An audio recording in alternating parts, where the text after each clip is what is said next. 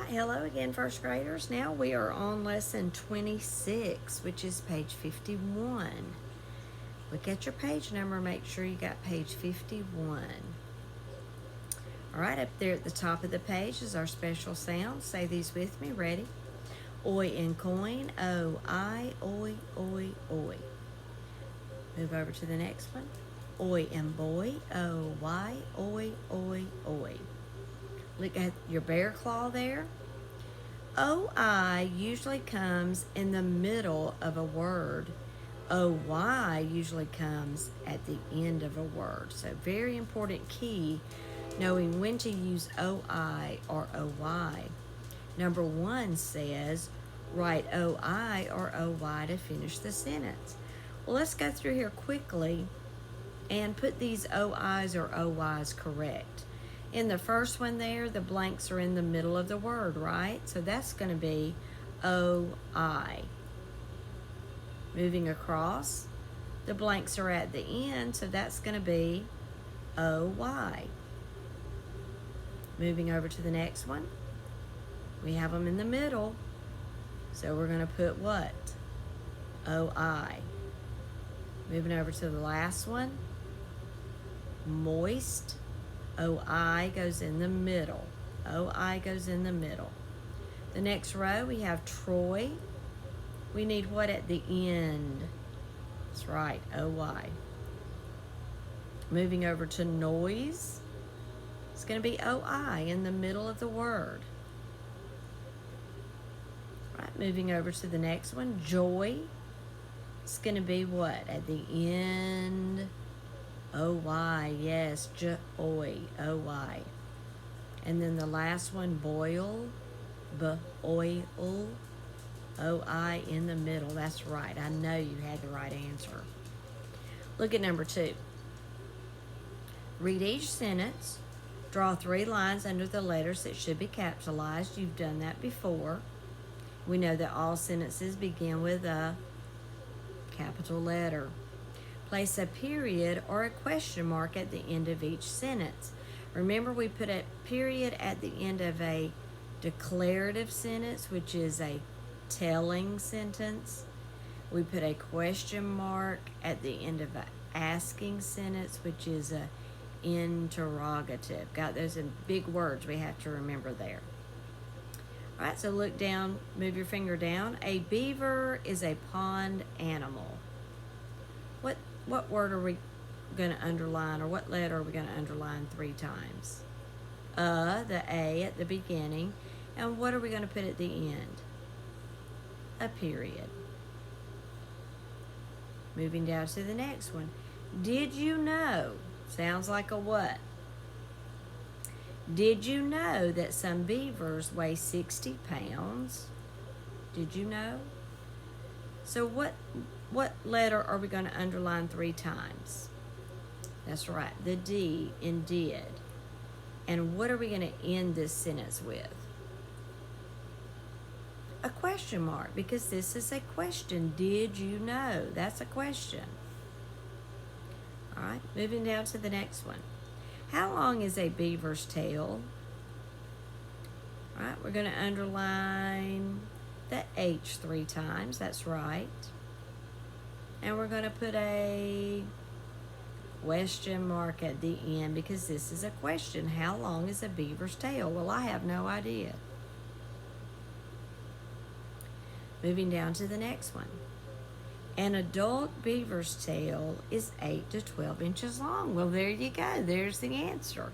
An adult beaver's tail is 8 to 12 inches long. All right, what letter are we going to underline 3 times? The A. That's right. And what's going to go at the end? Period. That's right. Because that is a telling. All right. Moving on to the bottom. A beaver has long, orange front teeth that never stop growing. All right. We're going to underline the A 3 times. That's the first word in the sentence. And we're going to put a period at the end because that is a telling. All right, look at your dictation puppy. Ears are ready. Okay? It says to write the blends and mark the vowels. We do this so much, it's like easy peasy clockwork, but not if we're not listening, right? So we're going to listen carefully to the word strike. Strike. Strike. What is our special sound at the beginning, and what is our vowel that goes with it? Strike. Strike. S-T-R-I with a stick. All right, moving on to the next one. Chicken. Ch-ik and chicken. What is our special sound and our vowel? Chi. C-H-I. I know you got this right. And our last one is thrush. Thrush. Thrush.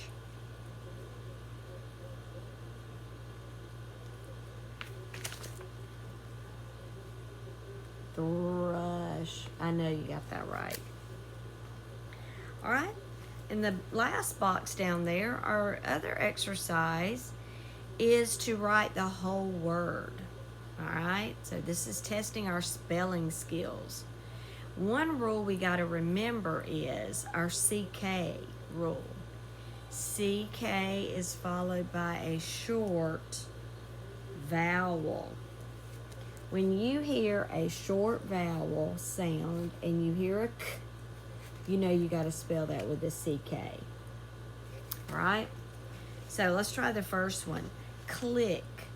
Cl-ick. Click.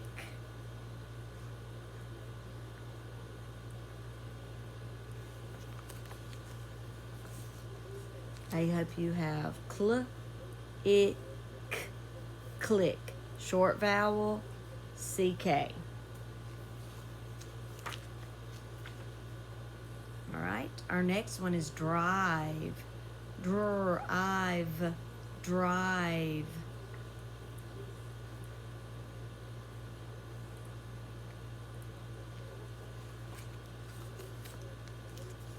Drive.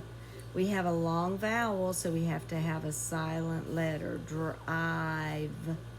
Got to have a silent letter. And our last one, block. Block. Block.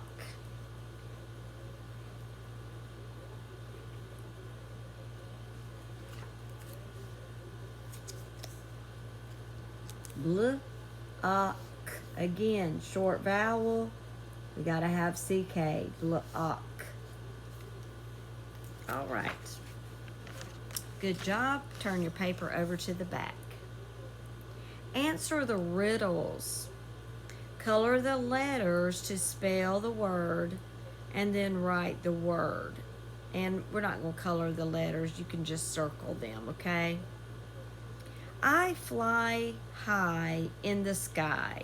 Well, looking at the picture, looking at the letters we have, of course, they've already done it for you, is kite. K-I-T-E, kite. All right, so move down to the next one. You use me to speak. All right, we might be thinking lips, but I see a L, but I don't see a E, inchworm, so it can't be lips. What's another word for this? It's all called your mouth. M-ow, O-U-T-H.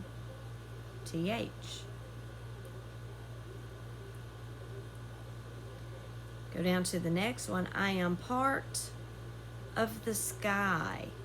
Looking at that picture, looking at the letters that you have, what letters are you going to choose? I hope your answer was cloud. C-L-O-U-D. Cloud. The last one, I am a deep dish. Look at your picture. Look at the letters that you have to choose from. What's your answer? I hope you chose bowl. B-O-W-L. Bowl. If you need to pause the video to fix yours, then you may do that. Number 2. Mark the circle next to each group of words that is a sentence. Remember, a sentence has to make a complete thought. Has to make sense. It can't just be a bunch of words that don't make any sense. Has to make a complete thought, okay? So let's read the first one together. A male duck is called a drake. Do we have a who or a what? We got a male duck. Are they telling us something about the male duck? It's called a drake. A male duck is called a drake. Mark your circle. That is a sentence. I look at the next one. Can walk to the pond soon after they hatch. Does it have a who or what? Can is not a person. Walk isn't a person or a thing. We don't know what can walk to the pond. That is not a complete sentence. All right, read the next one on your own and mark it, the circle, if it is a sentence.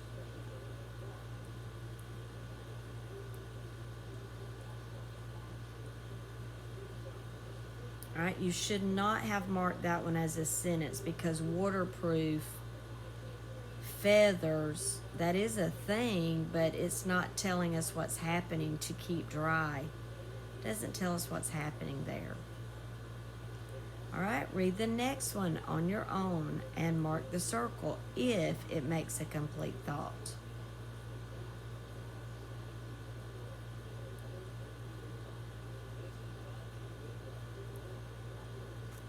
All right, I hope you mark that one as a sentence.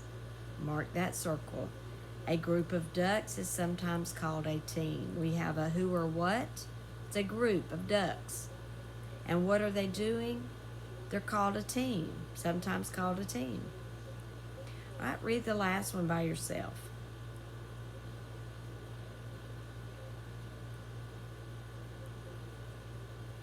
That's not a sentence. I hope you didn't mark that circle because sometimes whistle, chirp, and growl. Where's the who or what? It didn't tell us what whistles, chirps, or growls. All right, so you got to be able to do those things on your own, and that is the end of this lesson. You may stop the video.